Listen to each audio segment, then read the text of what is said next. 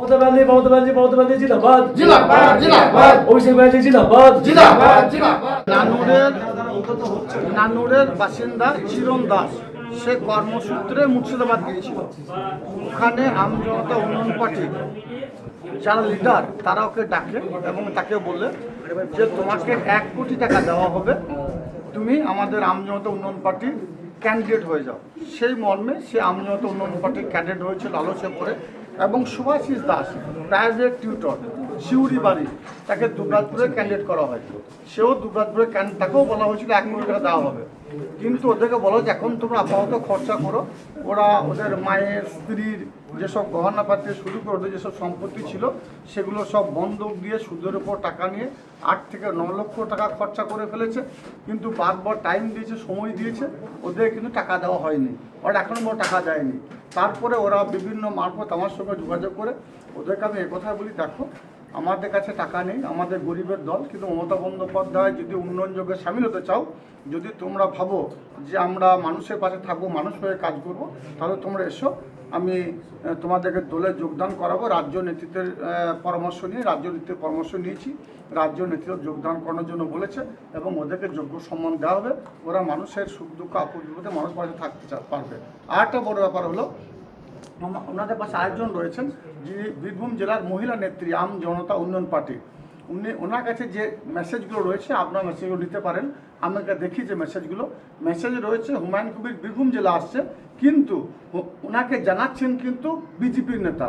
উনি তাদেরকে প্রশ্ন করছেন যে আপনি তো বিজেপি করছেন, হুমায়ুন কবির তো আম জনতা উন্নয়ন পার্টি, ও তো মুসলিমদের লিডার, ও তো মুসলিম করে চিল্লাচ্ছে, তাহলে আপনি বিজেপি হয়ে হুমায়ুন কবির বীরভূম আসছে, সে মেসেজ আপনি কেন দিচ্ছেন? আপনি কেন লোক জড়ো করার কথা বলছেন? আমাকে বললে নির্দেশ তোমাকে হুমায়ুন কবির দেবে। কিন্তু তারা বললো আমার সঙ্গে হুমায়ুন কবিরের রিলেশন আছে, আমাদের একই ব্যাপার, তোমার খরচাপাতি যা লাগবে সব আমরা দেবো। অর্থাৎ বিজেপি বহন করছে খরচা আম জনতা উন্নয়ন পার্টির।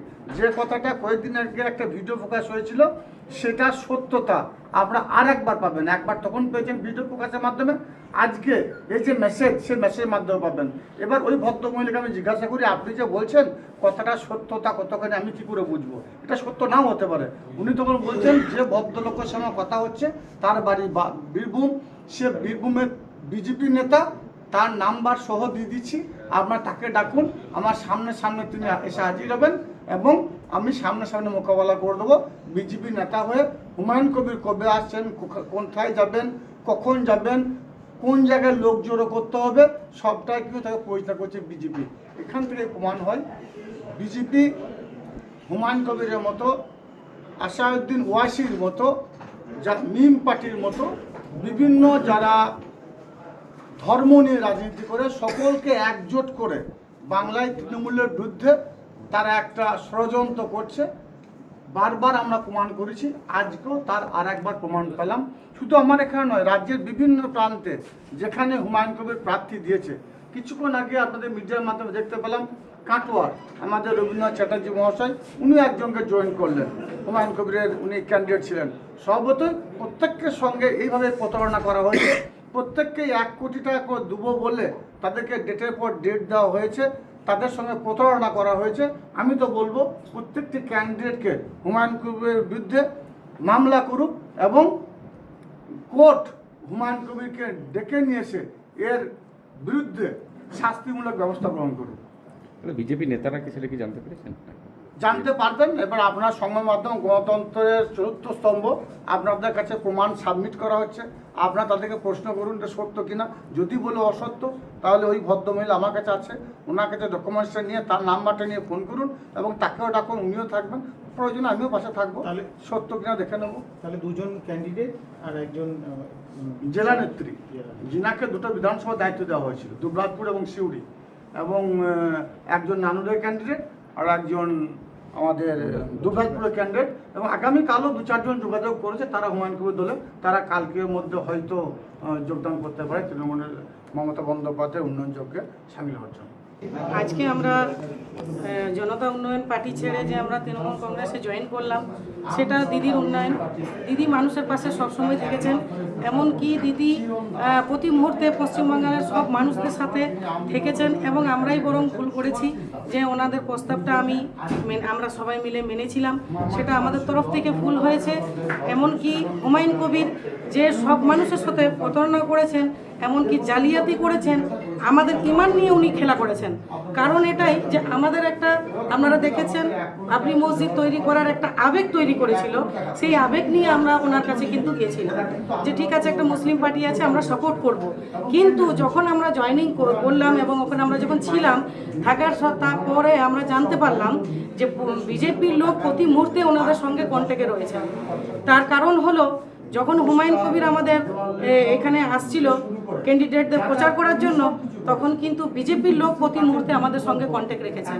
এমনকি আমাদেরকে বলেছে, ম্যাডাম আপনি এখান থেকে লোক আনুন, এখান থেকে লোক ব্যবস্থা করে দেন, আপনাকে টাকা পয়সা সব দেওয়া হবে।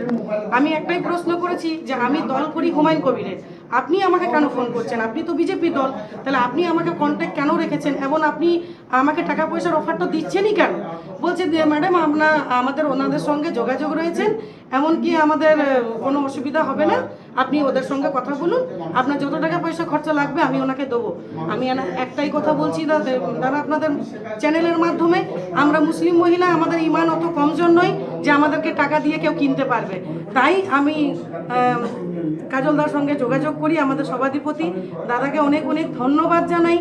দাদা আমাদেরকে সঠিক রাস্তা দেখিয়েছে, এমনকি দাদাকে যখন আমাদের এই ঘটনার কথা বলি, দাদা আমাদেরকে প্রচুর সম্মান করেছে, এমনকি দাদা আমাদেরকে আস্থাও দিয়েছে আগামীকাল আমাদেরকে কাজ করার সুযোগও দেবে। আর এই যে আপনার হুমায়ুন কবির যেভাবে আমাদের মুসলিমের ইমান নিয়ে খেলা করলো, এমনকি ওনাকে আপনার চ্যানেলের মাধ্যমে একটাই কথা বলতে চাইবো যে আপনার দম থাকে তো মমতা ব্যানার্জির সঙ্গে আপনি লড়ে দেখান, সঠিকভাবে লড়ে দেখান। এইরকম ভাবে দুর্নীতি করে মানুষের সঙ্গে ছলনা করে এরকম আপনি কোনোদিন জিততে পারবেন না।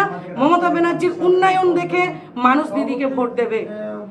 এই চ্যানেলের মাধ্যমে আমি সব পশ্চিমবাংলার মা বোনেদেরকে একটাই কথা জানাতে চাইবো যে যদি আপনাদের মনে হয় এই 23 তারিখে যখন আপনারা ভোট দিতে যাবেন, আপনাদেরকে একটাই কথা বলবো যে মমতা ব্যানার্জির উন্নয়ন নিয়ে একবার চিন্তা করবেন, যে যিনি আমাদের সারা বছর আমাদের পাশে আছেন এবং ছিলেন এবং ভবিষ্যতেও থাকবে, সেই উন্নয়নের কথা, যিনি মাসের মাস আমাদেরকে একটা লক্ষ্মীর ভাণ্ডার থেকে, স্বাস্থ্যসাথী কার্ড থেকে, যুবশ্রী থেকে, কন্যাশ্রী থেকে, রূপশ্রী থেকে, দিদির কোনো প্রকল্প একটাও এমন একটা বাড়ি নেই যে দিদির প্রকল্প পৌঁছেনি।